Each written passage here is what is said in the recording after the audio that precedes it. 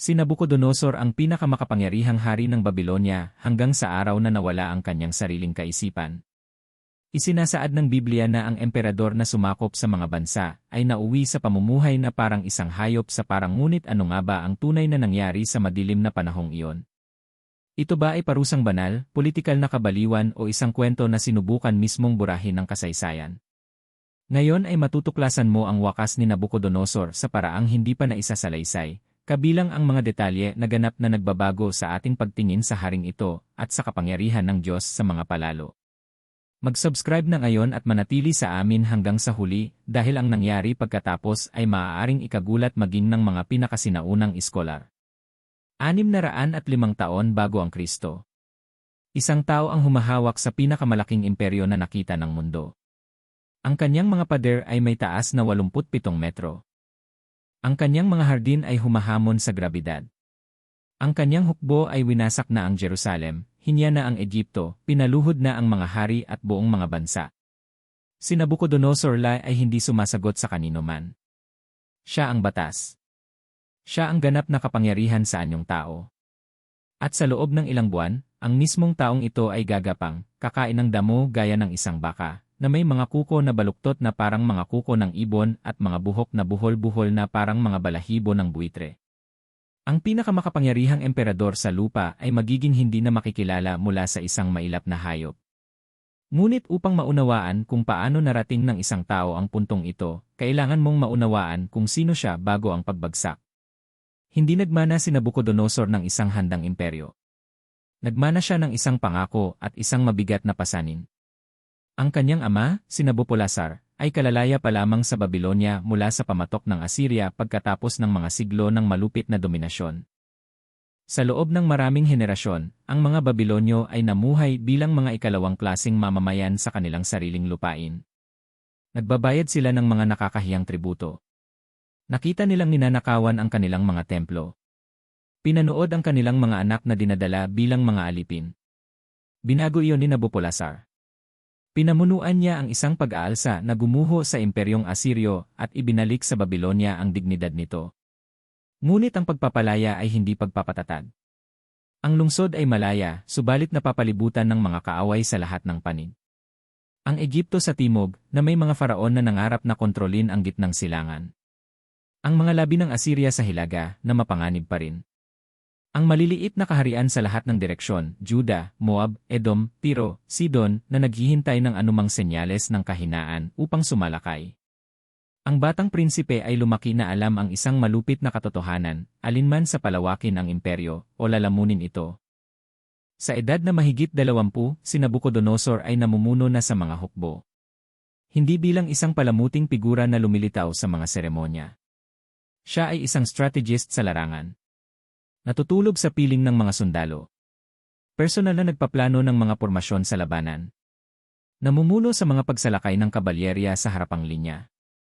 Ang kanyang ama, na matanda na at may sakit, ay ipinagkatiwala sa kanya ang pamumuno sa mga pinakamapanganib na kampanya. Noong 605 taon bago ang Kristo, dumating ang huling pagsubok. Ang hukbong Egyptyo ay sumusulong patungong Hilaga, determinadong magtatag ng kontrol sa Syria at Mesopotamia. Ang faraon na si Neco ang personal na namuno sa kanyang mga tropa, mga veterano ng mga dekada ng kampanya, armado ng pinakamahusay na sandata ng panahong iyon, nagtitiwala sa superioridad ng militar na pinanatili ng Egypto sa loob ng maraming siglo. Ang dalawang hukbo ay nagtagpo sa Carchemish, sa pampang ng Euphrates. Ang nangyari sa araw na iyon ay nagpabago sa balanse ng kapangyarihan sa sinaunang mundo. Hindi lamang nanalo si Nabucodonosor. Nilipol niya sila. Ang mga tala ay nagsasalita tungkol sa ganap na pagpatay. Ang hukbong Egyptyo ay nagkapira-piraso sa loob ng ilang oras. Ang mga nakaligtas ay tumakas sa ganap na takot, hinabol ng maraming kilometro sa disyerto. Libo-libo ang namatay sa labanan. Libo-libo ang namatay sa pagtakas. Ang faraon na si Neco ay bumalik sa kanyang tahanan kasama ang mga hinyang labi ng isang puwersa na hindi na umiiral bilang isang unit ng pakikipaglaban. Si Nabucodonosor ay mahigit 20 taong gulang pa lamang. At naging pinakakinatatakutang tao sa kilalang mundo. Ang balita ng tagumpay ay kumakalat pa lamang nang ang mga mensahero ay nagdala ng isa pang balita. si Nabopolassar ay namatay na sa Babylonia. Ang trono ay bakante. Sa mga ganitong sitwasyon, ang mga imperyo ay maaaring gumuho sa loob ng ilang linggo. Ang mga ambisyosong general, mga gobernador ng probinsya, mga naiinggit na kapatid, kahit sino ay maaaring sumubok na agawin ang kapangyarihan. Gumawa si Nabucodonosor ng isang bagay na humanga maging sa kanyang mga kaaway. Tinawid niya ang disyerto ng Syria hanggang Babylonia sa bilis na rekord, tinatahak ang distansya ng mga linggo sa loob lamang ng mga araw. Dumating siya bago pa man makabuo ng anumang pagsasabuatan. Umupo siya sa trono ng walang oposisyon. Sa sumunod na 43 taon, gagawin niyang isang bagay ang Babylonia na hindi pa nakikita ng mundo. Isipin ang mga dimensyon ng kanyang itinayo. Ang mga pader ng Babylonia ay may taas na 87 metro, katumbas ng isang gusaling may halos 30 palapag. Ang kapal sa itaas ay napakalaki kaya ang dalawang karwahe ay maaaring magdaan ng magkatabi ng may malaking puwang. 800 tore ng pagbabantay ang nakakalat sa paligid, bawat isa ay may mga mamamana at imbakan ng mga palaso. Ang kabuuang paligid. Higit sa 16 na kilometro ng tuloy-tuloy na kuta. Walang hukbo sa sinaunang panahon ang may teknolohiya upang tumawid doon. Walang battering ram ang sapat na malaki. Walang hagdan ang umaabot sa itaas. Ngunit ang mga pader ay balangkas lamang. Ang nasa loob ay higit pa sa anumang bagay sa sinaunang mundo. Nagtayo si Nabucodonosor ng mga palasyo na nagmukhang mga pulubi ang ibang mga hari. Ang palasyong timog ay may higit sa 300 silid na nakakalat sa 5 monumental na looban. Ang mga sahig ay natatakpan ng mga tisa na may esmalte sa mga geometrikong disenyo. Ang mga pader ay nagpapakita ng mga relief ng mga leon, toro, at dragon sa vitrified ceramic na kumikinang sa ilalim ng liwanag ng mga sulo. Ang palasyong hilaga ay nagsilbing tirahan sa tag-init, itinayo sa mataas na lupa upang mahuli ang mga simoy ng hangin na nagpapalamig sa init ng Mesopotamia. Ang Via Processional, ang paunahing kalsada ng lungsod, ay may lapad na higit sa 20 metro, sapat para sa mga parada ng militar na may mga karwaheng magkakatabi. Ang mga pader na nasa gilid ng daan ay pinalamusyan ng higit sa 120 leon sa relief, bawat isa ay may sukat na higit sa 2 metro. Ang paglalakad sa kalsadang iyon ay paglalakad sa pagitan ng mga maninila na bato na tila handang tumalon. At sa dulo ng Via Processional, ang pintuan ng Ishtar. 12 metrong taas. Mga asul na tisa na may esmalte na kumikinang na parang lapis lazuli sa ilalim ng araw ng disyerto. Higit sa 570 representasyon ng mga dragon at toro sa relief, nagpapalitan sa mga hanay na umaakyat hanggang sa itaas. Ang asul ay hindi pintura, ito ay esmalte na tinunaw sa mga tisa, isang teknolohiya na nangangailangan ng advanced na kaalamang kemikal. Hindi ka basta pumapasok sa Babylonia. Nadudurog ka ng kadakilaan bago pa man tumawid sa mga pintuan. At naroon din ang mga hardin. Ang mga nakabiting hardin ng Babylonia ay napabilang sa 7 kababalaghan ng sinaunang mundo. Mga artipisyal na terasa na umaakyat sa mga patong, bawat antas ay mas maliit kaysa sa nauna, lumilikha ng isang luntiang pyramid sa gitna ng disyerto. Mga punong namumunga ng lahat ng uri. Mga bulaklak na inangkat mula sa malalayong lupain. Mga baging na bumabagsak mula sa isang antas patungo sa isa pa. Permanenteng lilim sa gitna ng init ng Mesopotamia. Ang sistema ng irigasyon ay humahamon sa lohika ng panahong iyon. Ang mga bombang pinapatakbo ng mga alipin ay nagdadala ng tubig mula sa Euphrates hanggang sa itaas ng mga terasa. Mula roon, ang tubig ay bumababa sa mga kinalkulang kanal, dinidilig ang bawat antas bago kolektahin sa base at muling ibomba pa itaas. Ang siklo ay tuloy-tuloy. Araw at gabi, tubig na umaakyat at bumababa, pinapanatiling buhay ang isang hardin na hindi dapat umiiral sa klimang iyon. Sinasabi ng alamat na itinayo ni Nabucodonosor ang mga hardin para sa kanyang asawang si Amitis, isang prinsesa mula sa Media na nangungulila sa mga luntiang bundok ng kanyang tinubuang lupa. Ang Babylonia ay patag, tuyo, iisang kulay. Si Amitis ay nanghihina sa pangungulila. Kaya nagpasya si Nabucodonosor na dalhin ang mga bundok sa kanya. Nagtayo siya ng mga artipisyal na burol, nagtanim ng mga artipisyal na kabubatan, lumikha ng isang ekosistema sa gitna ng disyerto dahil lamang sa malungkot ang kanyang asawa. Katotohanan man o alamat, ang mga hardin ay kumakatawan sa walang limitasyong kapangyarihan. Ang kapangyarihan ng isang tao na kayang muling likhain ang kalikasan ayon sa kanyang kalooban. na kayang tumingin sa disyerto at magpasya na doon ay magkakaroon ng kabubatan. Hindi nagtatayo si Nabucodonosor upang lutasin ang mga problema. Nagtatayo siya upang humanga, upang manakot, upang gawing walang hanggan ang kanyang pangalan sa paglipas ng mga siglo. Bawat tisa ng Babilonya ay may ukit ng kanyang pangalan at mga titulo. Milyon-milyong tisa. Literal na milyon-milyon. Ang mga modernong arkeologo ay nakakahanap pa rin ng mga piraso na nakakalat sa maraming kilometro na may parehong parirala na paulit-ulit na nakasulat, Nabucodonosor, hari ng Babilonya, tagapaglaan ng mga templong Esagila at Ezida, anak ni Nabopolassar, hari ng Babilonya. Nais niyang tiyakin na kahit mawasak ang lungsod, kahit gumuho ang mga gusali, bawat piraso ng guho ay sisigaw pa rin ang kanyang pangalan sa sinumang makakahanap nito. Naroon din ang mga templo. Ang Esagila, santuwaryo ni Marduk, ang paunahing Diyos ng Babilonya, ay muling itinayo ng may walang katulad na karilagan. Mga toreng baitang-baitang na umaakyat patungo sa langit. Mga panloob na silid na nababalutan ng ginto. Mga dambuhalang estatwa na kumakatawan sa banal na kapangyarihan na pinaniniwalaan ni Nabucodonosor na kanyang natanggap. Ang Etemenanki, ang sikat na tor ng Babel sa mga sinaunang ulat, ay ipinaayos at pinalawak hanggang sa umabot sa 70 metrong taas, isang artipisyal na bundok sa gitna ng kapatagan ng Mesopotamia. Itinuring ni Nabucodonosor ang kanyang sarili bilang pinili ng mga Diyos. Isang pinuno na nakatalagang gawing walang hanggan ang kanyang pangalan. Ang pakiramdam na ito ng kadakilaan ang nag-udyok sa kanya na magtayo ng mga estatwa at monumento sa sarili niyang karangalan sa lahat ng dako. Pinapatatag ang imahe ng isang ganap na soberano na hindi sumasagot sa anumang kapangyarihan sa lupa. Ngunit ang mga imperyo ay hindi lamang itinatayo gamit ang mga tisa at templo. Itinatayo ang mga ito gamit ang dugo. At si Nabucodonosor ay nagdanak ng marami nito. Ang kampanya laban sa Jerusalem ay nagsimula noong 577 taon bago ang Kristo. Ang kaharian ng Juda, maliit ngunit estratehikong matatagpuan, ay naging basalyo ng Babilonya pagkatapos ng Carchemish. Nagbabayad ng mga tributo, pinapanatili ang kapayapaan, tinatanggap ang mababang posisyon nito. Ngunit nagpasya ang haring si Joachim na ang kahihiyan ay tumagal na ng sapat. Dahil sa impluensya ng mga pangakong Egyptyo ng suportang militar, itinigil niya ang pagbabayad ng tributo at nagdeklara ng kalayaan. Hindi pinahihintulutan ni Nabucodonosor ang rebelyon. Anumang senyales ng hamon ay kailangang durugin ng may huwarang karahasan. Ang kanyang hukbo ay nagmartsa patungong Jerusalem. Ang pagkubkob ay hindi tumagal ng matagal. Ang Jerusalem ay walang mga pader na gaya ng sa Babilonya. Namatay si Joachim habang may pagkubkob. Ang kanyang anak na si Joachim, na 18 taong gulang lamang, ay isinuko ang lungsod pagkatapos ng 3 buwan. Ang alternatibo ay panoorin ang kanyang populasyon na mamatay sa gutom. Ang parusa ay kinalkula upang magdulot ng trauma. Hindi winasak ni Nabucodonosor ang lungsod, hindi pa sa ngayon. Ngunit kinuha niya ang lahat ng may halaga rito.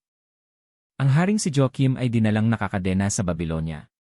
Kasama niya ang 10,000 sa mga pinakamahusay na mamamayan, mga opisyal ng militar, mga dalubhasang artesano, mga panday, mga saserdote, mga eskriba, mga maharlika. Lahat ay ipinatapon. Lahat ay kinuha mula sa kanilang mga tahanan, mula sa kanilang mga pamilya, mula sa kanilang lupain. Ang mga kayamanan ng templo ni Salomon, mga gintong sisidlan, mga sagradong kagamitan, mga handog na naipon sa loob ng maraming siglo, ay ninakawan at ipinadala sa mga templo ni Marduk sa Babilonya. Ang Diyos ng Israel ay hinihiya sa publiko. Ang kanyang mga sagradong kagamitan ay nagpalamuti sa mga santuwaryo ng mga paganong Diyos. Kabilang sa mga ipinatapon ay 4 na kabataang mula sa maharlikang Judyo. Mga teenager sa pagitan ng 15 at 17 taong gulang. Ang kanilang mga pangalang Hebreo ay Daniel, Hananias, Misael, at Azarias. Sila ay pinili para sa isang espesyal na programa, mga matatalinong kabataan na muling tuturuan sa kulturang Babilonyo upang maglingkod sa korte. Sila ay bibigyan ng mga bagong pangalan, Beltesazar, Sadrake, Mesake, at Abednego. Ang intensyon ay malinaw, burahin ang kanilang pagkakakilanlang Judyo. Hindi nila alam na ang kanilang mga buhay ay magtatagpo sa espiritual na tadhana ng emperador. Ngunit hindi natuto ang Jerusalem ng leksyon. Pagkalipas ng 11 taon, nagrebelde ang haring si Zedekias.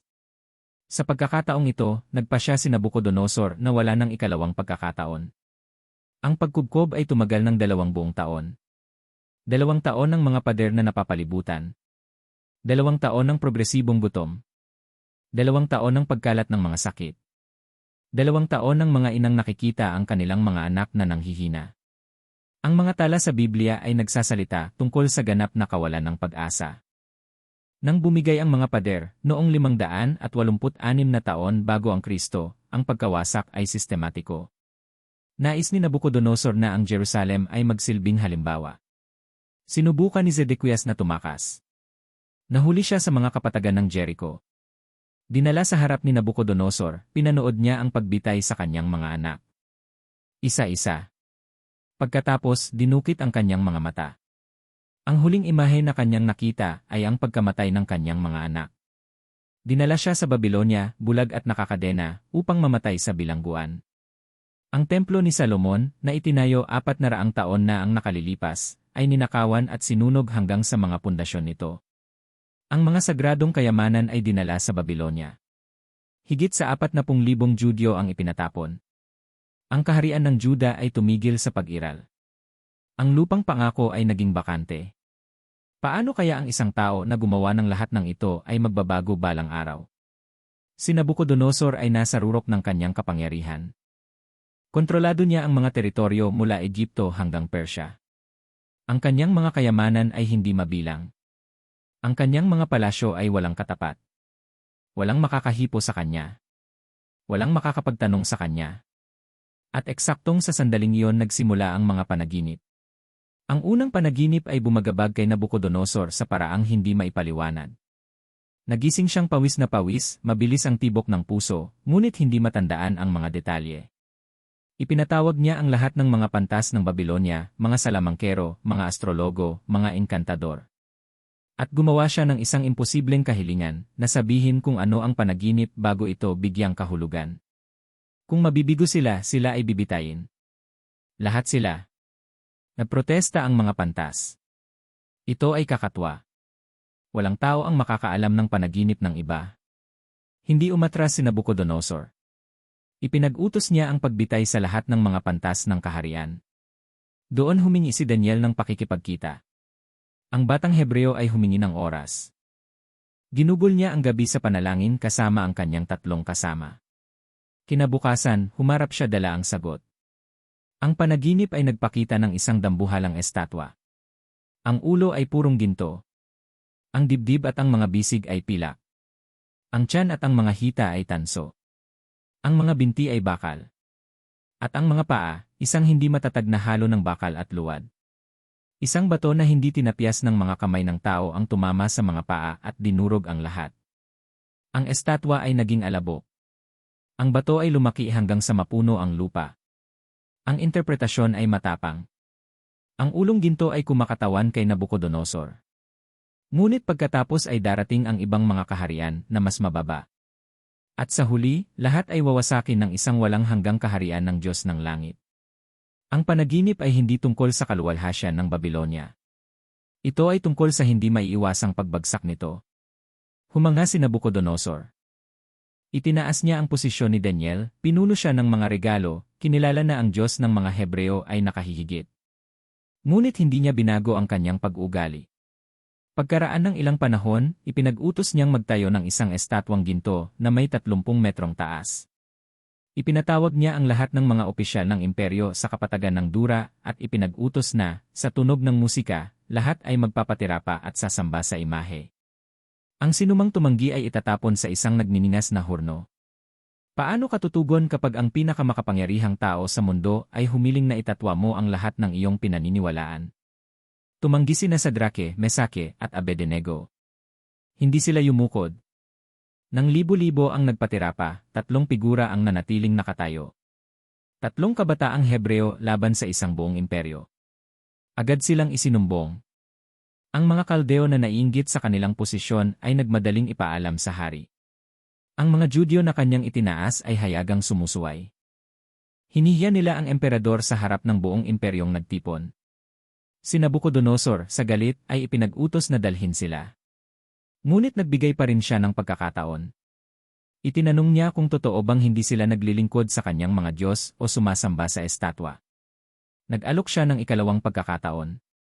Sinabi niya na kung sila ay magpapatira pa kapag tumunog muli ang musika, sila ay patatawarin. Kung hindi, sila ay pupunta sa horno. At idinagdag niya, nang may pagmamalaki na nagbigay kahulugan sa kanyang buhay, at sino ang Diyos na makakapagligtas sa inyo mula sa aking mga kamay? Ang sagot ng tatlo ay tumatawid sa libu-libong taon. Sinabi nila na hindi nila kailangang sumagot sa hari tungkol sa bagay na yon. Na ang kanilang Diyos ay makakapagligtas sa kanila mula sa nagniningas na horno. Makakapagligtas sa kanila mula sa mga kamay ng hari. Ngunit kahit hindi siya magligtas, kahit magpa siya ang Diyos na huwag gawin ang himala, gayunpaman ay hindi sila sasamba sa estatwa. Hindi sila maglilingkod sa mga Diyos ni Nabucodonosor. Mas pipiliin nilang mamatay sa sunog kaysa ipagkanulo ang kanilang pananampalataya. Ang sagot ay nagpagalit kay Nabucodonosor ng higit sa anumang limitasyon na nakita na ng kanyang mga kortesano. Sinasabi ng teksto sa Biblia na ang ekspresyon ng kanyang mukha ay nagbago. Ipinag-utos niya na ang hurno ay painitin ng 7 beses na higit kaysa sa normal. 7 beses. Isang pagmamalabis na nagpapakita ng antas ng galit. Ang init ay napakatindi kaya ang mga sundalong lumapit upang itapon ang mga kabataan ay namatay dahil lamang sa paglapit ng labis. Sina Sadrake, Mesake, at Abednego ay nahulog na nakagapos sa loob ng horno. Pagkatapos ay nangyari ang imposible. Tumingin si Nabucodonosor sa loob ng hurno at tumayo mula sa trono sa gulat. Itinanong niya sa kanyang mga tagapayo kung hindi ba 3 ang mga taong itinapon sa apoy. Kinumpirma nila. 3 tao nakagapos. Nakakakita ako ng 4 na taong malaya, naglalakad sa gitna ng apoy, nang walang anumang pinsala, sabi ng hari. At ang anyo ng ika-4 ay katulad ng isang anak ng mga Diyos. 4 na figura ang naglalakad sa gitna ng mga apoy. Hindi 3. 4. At ang ika-4 ay may banal na anyo. Ang mga lubid na gumagapos sa mga kabataan ay nasunog, ngunit ang kanilang mga katawan ay nanatiling buo. Ang 3 ay inilabas ng walang kahit isang buhok na napaso. Ang kanilang mga damit ay hindi nasira. Hindi sila amoy usok. Ang apoy ay walang kapangyarihan sa kanila. Sa ikalawang pagkakataon, kinilala ni Nabucodonosor ang kapangyarihan ng Diyos ng Israel. Naglabas siya ng dekreto na nagbabawal ng kalapastanganan laban sa Diyos na ito. Itinaas niya ang posisyon ng mga kabataan. Ngunit ang pagmamalaki ni Nabucodonosor ay hindi isang mababaw na kapintasan. Ito ang istruktura na sumusuporta sa kanyang buong pagkakakilanlan. Ang pag-amin na mayroong mas dakila kaysa sa kanyang sarili ay hindi sukat akalain. Mangangahulugan ito ng paggiba sa lahat ng pinaniniwalaan niyang siya. Kaya nagpatuloy siya sa pamumuhay gaya ng dati. Nagtatayo. Sumasakop. Nag-ipon ng kaluwalhatian. Hanggang sa ikalawang panaginip. Sa pagkakataong ito, nakakita si Nabucodonosor ng isang puno. Isang dambuhalang puno na lumalaki hanggang sa mahipo ang langit. Ang mga sanga nito ay umaabot hanggang sa mga dulo ng lupa. Ang mga hayop ay nakakahanap ng lilim sa ilalim nito. Ang mga ibon ay gumagawa ng mga pugad. Lahat ng laman ay kumakain mula rito. Pagkatapos ay isang makalangit na mensahero ang nag-utos na ang puno ay putulin, ang mga sanga nito ay tabasan, ang mga dahon nito ay alisin. Ang tuod lamang ang dapat manatili, nakagapos ng mga tanikala ng bakal at tanso.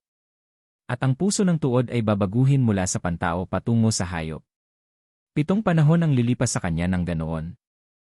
Nakinig si Daniel at nanatiling tahimik sa loob ng isang buong oras. Nang magsalita siya, ang kanyang mga salita ay may pag-aalinlangan. Ang puno ay si Nabucodonosor. Ang hari ay ilalayo sa lipunan ng tao, mamumuhay kasama ang mga hayop, kakain ng damo gaya ng mga baka, mababasa ng hamog. Ito ay tatagal ng 7 panahon hanggang sa kilalanin niya na ang kataas-taasan ang naghahari. Ngunit may pag-asa. Ang tuod ay mananatili. Ang kaharian ay ibabalik kapag naunawaan na niya sa wakas na ang langit ang namumuno. Nakiusat si Daniel sa hari na iwanan ang kanyang mga kasalanan, na gumawa ng katarungan, na magpakita ng awa. Marahil ay pahahabain ng Diyos ang kanyang katahimikan. Nakinig si Nabucodonosor. At binaliwala ito ng lubusan. 12 buwan ang lumipas. Isang buong taon kung kailan nagkaroon si Nabucodonosor ng pagkakataong magbago. Isang taon ng banal na babala na umaalingaw-ngaw. Isang taon ng biyaya. At wala siyang binago. Nagpatuloy siya sa pagtatayo. Nagpatuloy sa pagsakop. Nagpatuloy sa pagtingin sa Babylonia at nakikita lamang ang kanyang sariling kaluwalhasyan na nasasalamin sa bawat tisa, sa bawat pader, sa bawat tor. Hanggang sa isang partikular na hapon na itatala para sa kawalang hanggan. Naglalakad si Nabucodonosor sa terasa ng palasyo, hinahangaan ang lungsod na kanyang itinayo. Marahil ang parehong terasa na may tanawin sa mga nakabiting hardin. Ang araw ng dapit hapon na nagbibigay liwanag sa mga pader, ang Euphrates na kumikinang sa malayo, ang buong lungsod na nakalatag sa ilalim niya bilang buhay na patunay ng kanyang kapangyarihan. Binuksan niya ang kanyang bibig at sinabi ang mga salitang magtatak sa kanyang tadhana. Hindi ba ito ang dakilang Babylonia na aking itinayo para sa maharlikang tahanan, sa pamamagitan ng aking dakilang kapangyarihan, at para sa kaluwalhasyan ng aking kamahalan? Nagsasalita pa siya, ang mga salita ay lumalabas pa sa kanyang bibig, nang isang tinig ang bumaba mula sa langit. Ang kaharian ay kinuha na sa kanya. Sa sandaling iyon, ang hula ay nagsimulang matupad. Ang nangyari sa mga sumunod na minuto ay walang makakapaglarawan ng may katiyakan. Ang alam natin ay ang resulta. Ganap na nawala ang katuwiran ni Nabucodonosor. Ang pinakamakapangyarihang tao sa mundo ay tumigil sa pagkilala kung sino siya. Inilayo siya sa pakikisalamuha sa tao, marahil ng mga takot na lingkod na hindi alam ang gagawin sa isang hari na kumikilos na parang hayop. Nagsimula siyang mamuhay sa labas, sa mga parang na nakapalibot sa kanyang sariling mga kahanga-hangang palasyo. Nagsimulang kumain ng damo gaya ng mga baka. Ang kanyang katawan ay nababasa ng hamog gabi-gabi dahil natutulog siya sa damuhan gaya ng hayop. Ang pisikal na degradasyon ay progresibo at kumpleto. Dahil walang naggugupit ng kanyang mga buhok, ang mga ito ay lumaking mailap, buhol-buhol, marumi, sinasabi ng teksto na naging parang mga balahibo ng agila. Dahil walang nag-aalaga sa kanyang mga kuko, ang mga ito ay bumaluktot na parang mga kuko ng ibong maninila. Ang emperador na nagsusuot ng purpura at ginto ay gumagala na ngayon na nababalutan ng mga basahan. Ang tao na ang mukha ay kilala sa lahat ng mga bansa ay hindi na ngayon makilala. Isipin mo ito sandali. Ang pinakamakapangyarihang emperador sa mundo. Ang tagapagtayo ng mga kababalaghan. Ang tagawasak ng Jerusalem. Ang tao na ang pangalan ay nakaukit sa milyon-milyong tisa. Ang taong ito ay nakagapang sa isang parang, ngumunguya ng damo, nang hindi kinikilala ang sarili niyang pangalan. Ang kanyang trono ay bakante. Ang kanyang mga dekreto ay hindi dumarating.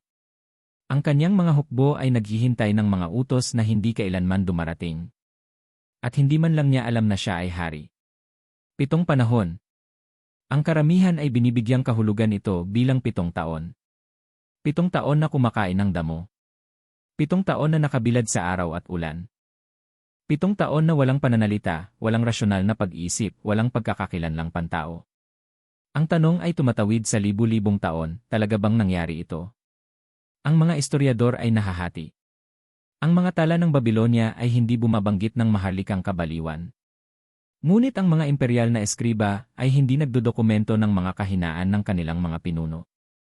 Ang umiiral ay mga puwang. Mga panahon kung kailan nawawala si Nabucodonosor sa mga administratibong tala. Mga hindi maipaliwanag na pagkawala na tumutugma sa mga posibleng petsa para sa pangyayari. Ang ilang mga mananaliksik ay itinuturo ang isang sakit na tinatawag na bontropia, isang bihirang psikayatrikong kondisyon kung saan ang tao ay naniniwala na siya ay isang hayop. May mga dokumentadong kaso na umiiral hanggang ngayon.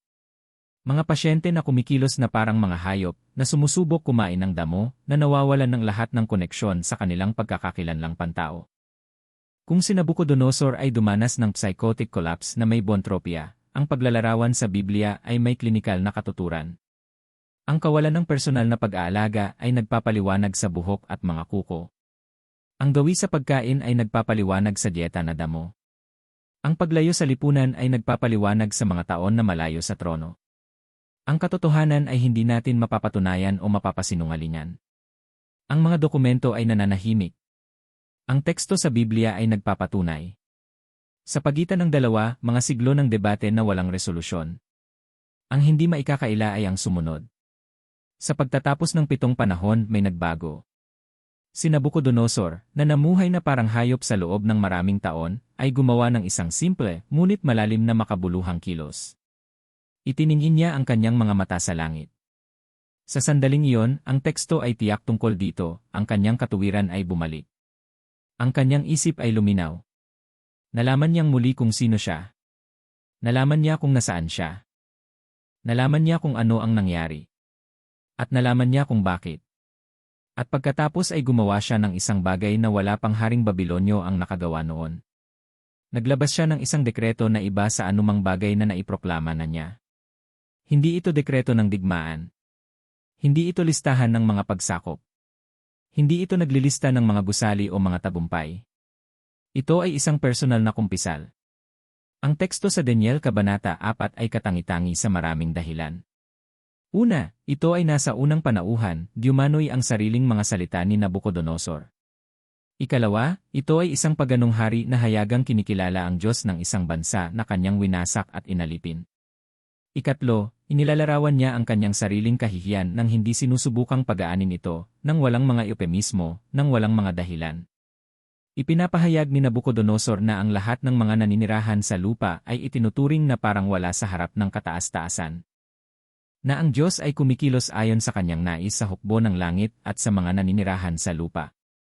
Na walang makakapigil sa kanyang kamay o makakapagtanong ng ano ang ginagawa mo. Pinupuri niya, dinadakila at niluluwalhati ang hari ng langit, na ang mga gawa ay katotohanan at ang mga daan ay katarungan, at kayang magpakumbaba sa mga lumalakad ng may kabalitaan. Ito ang tao na winasak ang templo ng Jerusalem. Na sinunog ang banal na lungsod. Na dinukit ang mga mata ni Zedekias. Na humiling ng pagsamba sa isang estatwang ginto. Na nagtapon ng 3 kabataan sa isang hurno dahil sa pagtanggi na yumukod. Ngayon siya ay yumuyukod. Hindi sa isang estatwa, kundi sa di nakikitang Diyos na naghahari sa langit at lupa. Ang kanyang kaharian ay ibinalik. Ang kanyang mga tagapayo at maharlika ay muling humingi sa kanya. Ang kanyang kamahalan ay bumalik, sinasabi ng teksto na nadagdagan ng higit pa sa dati. Naghari si Nabucodonosor ng ilan pang taon hanggang sa mamatay noong humigit kumulang 562 taon bago ang Kristo. Ang kanyang kamatayan ay tila natural dahil sa katandaan, sa rurok ng kanyang naibalik na kapangyarihan. Ngunit may isang bagay na panimulang nagbago. Ang dekreto sa Daniel Kabanata 4 ay hindi imperial na propaganda. Hindi nito dinadakila ang Babilonya. Ito ay patotoo ng isang wasak na tao na nakatagpo ng isang bagay na mas dakila kaysa sa kanyang sarili. Isipin ang arko ng buhay na ito. Prinsipeng mandirigma na naging mananakop. Mananakop na naging emperador. Emperador na naging tagapagtayo ng mga kababalaghan. Tagapagtayo na naging Diyos sa kanyang sariling mga mata. At pagkatapos, sa ganap na rurok, ang nagproklamang Diyos na ito ay ibinaba sa mas mababa pa sa tao. Kumakain ng damo. Gumagapang sa putik. Nawala ang pangalan, ang trono, ang katuwiran, ang sariling pagkatao. At pagkatapos mawala ang lahat, natagpuan niya ang tanging bagay na hindi niya kailanman masasakop. Ang pagpapakumbaba na nagmumula sa pagtingin sa itaas, at sa wakas ay makakita ng isang bagay na mas dakila. Nabuhay si Daniel upang makita ang nangyari pagkatapos. Tinawid niya ang paghahari ni Nabucodonosor. Nakita ang mga magulong paghahari ng mga sumunod. At naroon siya nang ang mga Persa ay tumawid sa mga pader na tila hindi magagapi. Dahil ang Babilonya ay bumagsak. Gaya ng ipinangako ni Daniel mula sa unang panaginip. Ang imperyo na tila walang hanggan ay tumagal ng mas mababa sa isang henerasyon pagkatapos ni Nabucodonosor. Mas mababa sa 30 taon pagkatapos ng kamatayan ng hari, si Ciro ang dakila ay sinakop ang lungsod ng hindi man lang nangangailangan ng makabuluhang labanan. Ang mga pader na 87 metro ay hindi nakapigil sa mga Persa. Ang mga nakabiting hardin ay hindi humanga sa kanila. Ang milyon-milyong tisa na may pangalan ni Nabucodonosor ay naging mga guho sa ilalim ng mga dayuhang paa. Ang imperyo na dapat tumagal magpakailanman ay naglaho sa loob ng mga dekada. Namatay si Nabucodonosor noong humigit kumulang 562 taon bago ang Kristo. Ang kanyang imperyo ay hindi nakaligtas kahit 3 dekada pagkatapos niya. Ang Babilonya ay bumagsak sa mga Persa, ang kanyang mga pader ay tinawid, ang kanyang mga Diyos ay napatunayang walang kapangyarihan. Mula sa mga nakabiting hardin, walang natitirang kahit isang bato na makukumpirma ng mga arkeologo. Mula sa mga dambuhalang estatwa, mga piraso lamang sa mga museo sa Europa. Mula sa palasyo na inakala niyang walang hanggan, mga guho na natatakpan ng buhangin at pagkalimot. Ngunit isang bagay ang nanatiling buo sa loob ng 2,600 taon, ang kwento ng kanyang pagbagsak at pagpapanumbalik. Hindi nakaukit sa mga gintong tisa na kinain ng panahon, kundi sa mga pahina ng isang aklat na hindi kailanman ituturing na sagrado ng kanyang sariling mga eskriba, ang aklat ng isang bayan na sinubukan niyang wasakin. Ang kabalintunaan ay tumatawid sa mga siglo na parang palaso.